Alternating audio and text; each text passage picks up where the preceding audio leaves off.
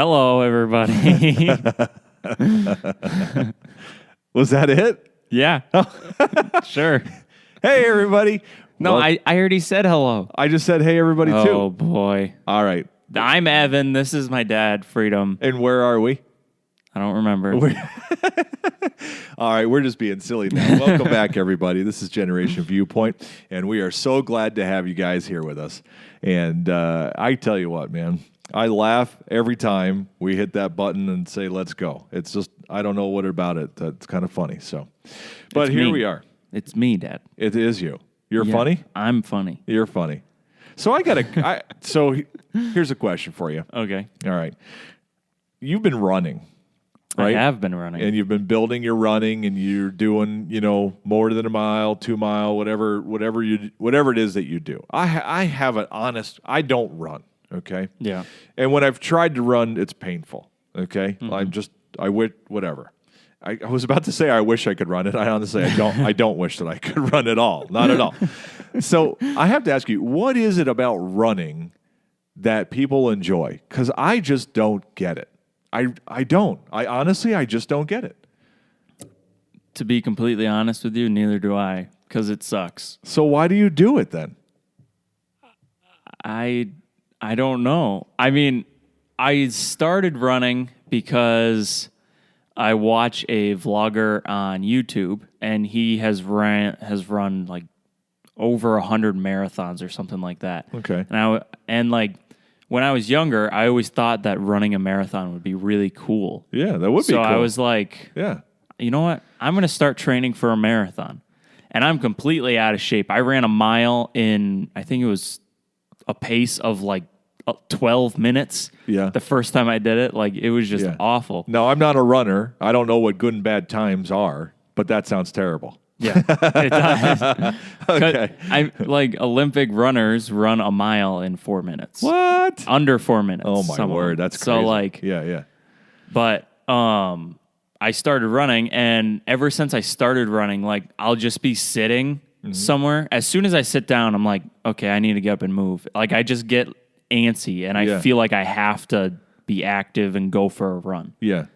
Like the other night when you were pacing all around. You're like a caged raccoon. I even got changed to go outside. I already went for a run in the morning, and it was around 5 o'clock, and I just wanted to do something. I asked like all my friends if they wanted to go to the state park and walk one of the trails, but everyone was busy. Yep. So I didn't want to do it by myself because I was like, I don't want to be that guy that's just on the trail by himself. Like, that's just weird. Yeah. So then I didn't. So I was pacing around like, what could I do? And I was like, oh, my friend might be working at an ice cream shop that's 3 mile walk to it and 3 mile back. And I was like, oh, I'll walk there. And I texted him, and he's like, oh, no, I'm not there. And I'm like, dang it. I was like, I was going to walk. That would be like my second exercise and stuff. But like, I don't know. I just get real antsy. And I've noticed ever since I started running that I can't be lazy. Oh, okay. So it's got your body in motion and now wants to stay in motion. Yeah, even when I'm like, my mind has to be busy. Mm-hmm. So like before I would do something, like I would do some school. And then the entire time I'm like, oh, I just want to like lay down and do nothing. Yeah. But now I'm like, oh, doing school. Oh, I need to get this done so that I could go do this. And then after that, I'm going to do that. Like I can't not sit still anymore. I don't get the deal with running at all. I don't mind going for a walk though. I just can't walk really long distances. I went for a walk the other day, and it was awesome with your mom, and we had a great conversation and walked about 3 miles, and that was really nice. It's just the running it sounds so abusive to your body. It's like, where's the fun in that? I don't get it, So I don't know. That's why I wanted to tap your brain on that one. So, but I really don't. I mean, it makes you feel good. It Whatever. does. Make me feel. It hurts me. It hurts in the moment, but then after, like, you feel good. No. Yeah. Not for me. It does. It hurts in the moment and the moments after, sir. It takes a while. It hurts forever. When I started, like for the first 3 days, I hated doing it, but I was like, oh, it's just once you get fit, like it's fun. So I was watching a movie the other day, And I can't remember the name of the movie, but it was an interesting movie. Anyways, during the movie, it was like a test on see who could pass. Oh, it was called something about not Knights. Started with a K, and it had a logo that was a K horizontal, and it was to be like The Knightsman? the Knightsman, that something like that. Anyway, so one of the scenes in that movie is they have this group of people and they're testing them to see what their like survival skills are and things like that. And they're all in this room, and all of a sudden they're sleeping or they're sleeping, and all of a sudden they start to flood the room to see how they will all react, right? And most of them go over and they rip the like these flexible pipes off the wall, and they shove them down into the toilet, right?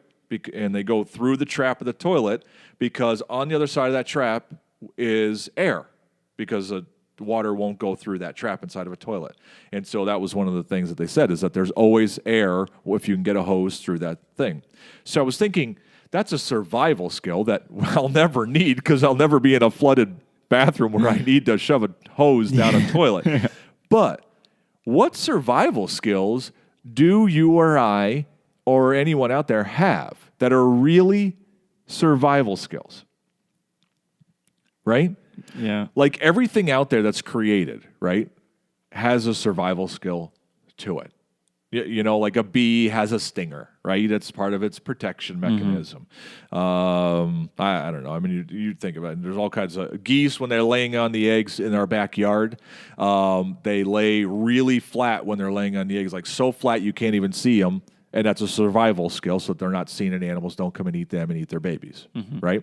So what is a survival skill that we have as humans, or that you have as a person, that you have learned? The answer is intelligence. Okay. Because if you look at other species, such as the otter, or a mink, they use intelligence to survive. Okay. So the otter is one of the most intelligent animals other than humans. Yeah. The otter is? Yes. And you can more than a dolphin or a monkey or something like that? I don't know if they're more than that, but they're pretty equal. You can tell which animals are smart by how playful they are, actually. What? Fun fact for you. Really? Yeah. Okay. All right. But they don't have like super sharp claws other than to like catch fish and stuff. But they fight off like alligators and stuff because they are smart enough to have everyone come together, and they just kind of look at it and it backs off. Huh. Interesting. All right. So you think that for humans, intelligence is our survival skill. Okay. Because we're able to think through different situations and get the smartest way out. Okay, so that's a survival skill that we've been created with, right? Yeah. How about going further than that? Is there any survival skills that you have learned in life, right? That like you are prepared.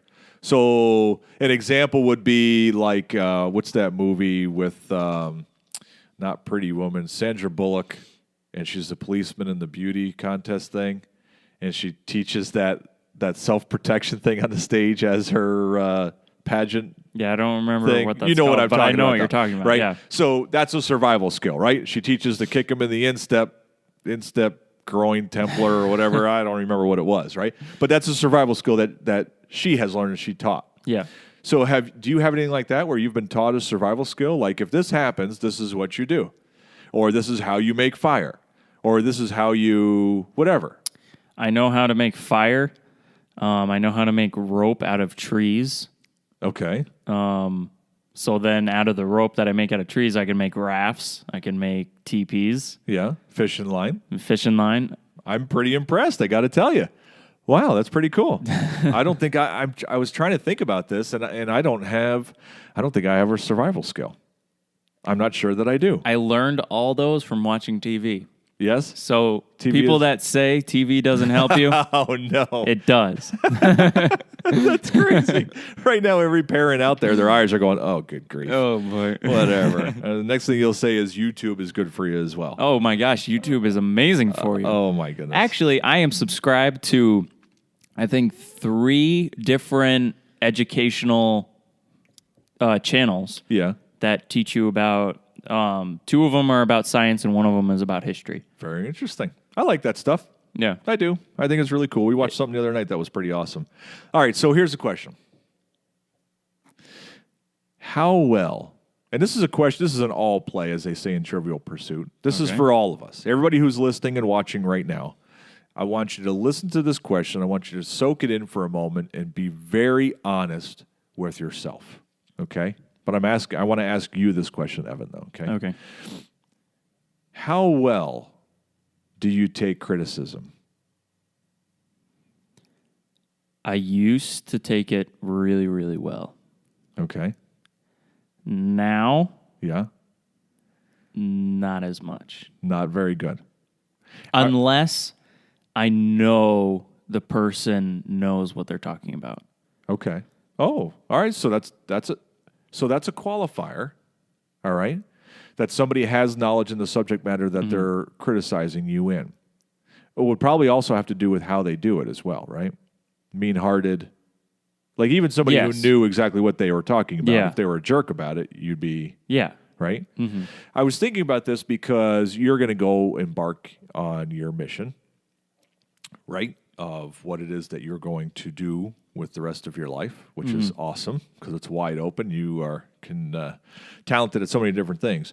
But I was thinking about, so let's take your photography for an instance, right? Mm-hmm. How will you react when you are out of this area?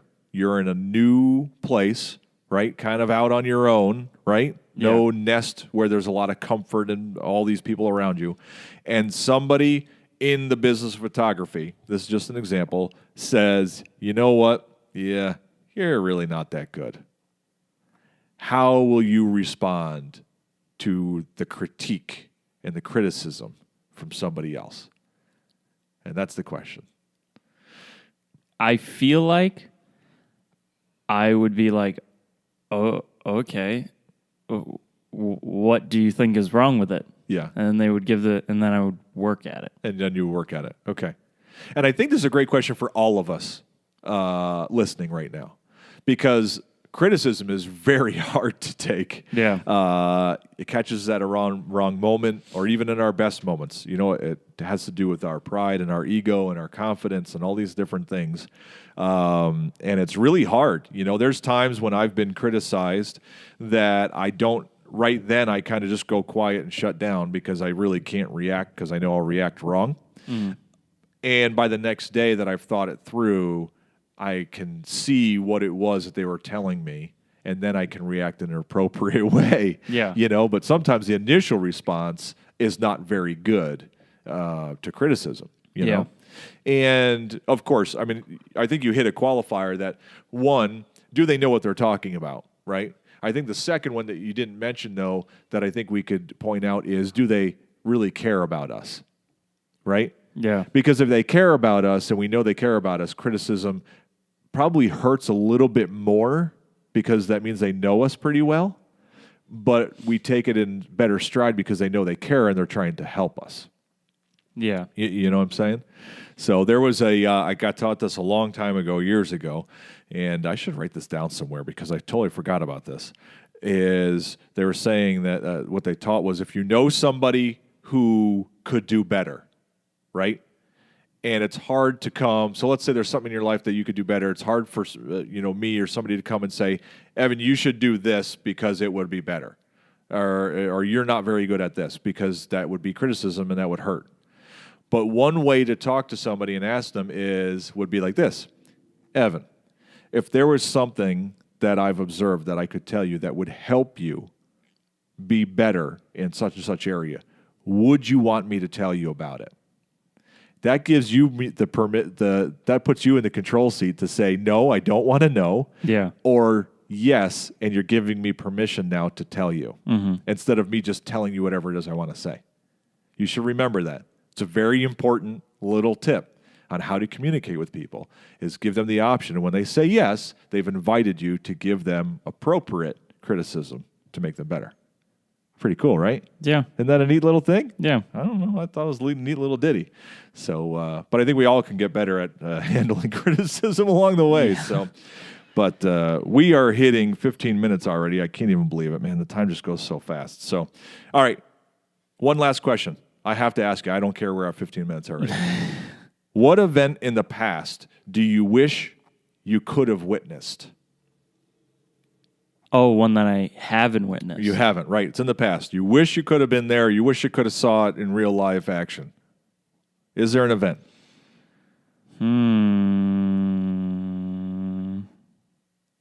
I don't know if there is. Well, come on. There's got to be something. How about the resurrection? That's pretty big. I guess. That's pretty big. How about standing there, seeing a stone rolling away from a tomb and somebody coming out? You'd be like, what? Get out of here. Like, that would be, I don't know. It was just something. Well, then I wasn't thinking that far back. No, it could have happened ever. If there was something, then I think it would be a tie between the Garden of Eden. Okay. Because I feel like that would be pretty neat. I mean, yeah. Someone told me that oranges there don't have peels because it was easy to eat everything. That's what I was told by someone. So that would be awesome. Yeah. And then also the parting of the Red Sea. That would have been awesome too. Because then it's just these giant walls and there's whales and fish swimming next to you. Yeah. And you're just like, whoa. That would have been cool. Now, those were our nice, polite, churchy answers, right? Here's one that I would like to see that has nothing to do with that. Okay. Like, it's not like groundbreaking in time, but I would have loved to have been there when the USA hockey team beat the Russian team in New York in the Olympics way back. I can't remember what the year was. When we were, like, the Russians were this huge powerhouse in hockey, and the little U.S. team showed up and beat them. I would have loved to have been in that arena when that happened. Can you imagine the energy that would have been going on? It was during, like, the tension when it was, like, USA against Russia, like, in the world, not just in hockey. Like, it was a big deal. Like, that would have been amazing. That would have been pretty cool. I really wish I would have been there. So, but, oh well. So, hey, that wraps up another episode, Ev. Yes, it does. We had a lot of fun again. And what's our takeaway from this one? I think our takeaway from this one is we shouldn't run because it hurts. We should learn more survival skills, like not running. And we should do better at learning how to handle criticism. Right? I agree with 1 out of the 3. Very good, man. Well, thanks, everybody, for joining us once again. It's been another great show. And we can't wait to get back with you again. So in the meanwhile, have a great day. See ya. Remember, we're on iTunes and Stitcher, and as always, thanks for being awesome.